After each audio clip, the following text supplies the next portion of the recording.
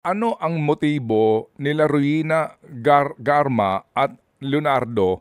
Talaga, ano, ito ba'y lumabas na ano talaga ang kanilang motibo para ipapatay itong board director ng PCSO that time, na si Wesley Barayuga?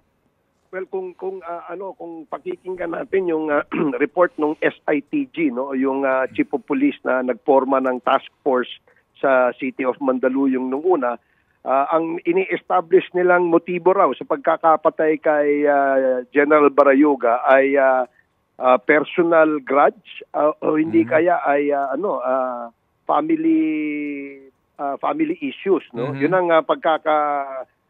establish ng motibo doon nung nag-imbestiga. Nung umakyat naman ito sa CIDG, dahil turn over daw po itong report sa CIDG, lumalabas naman na motibo dahil nga daw may pagkakaugnay dito sa usapin sa droga.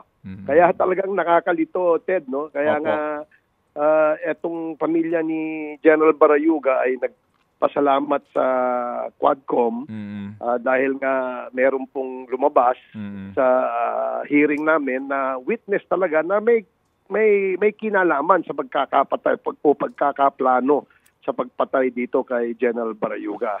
Isang anggulo na hindi daw natingnan nung unang mga panahon nung nag-iimbestiga ang ating PNP. Opo.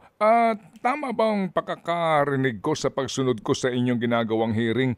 Ang motibo nitong sila Garma ay dahil sa sagabal itong si Barayuga sa mga gusto nilang gawin sa loob ng PCSO?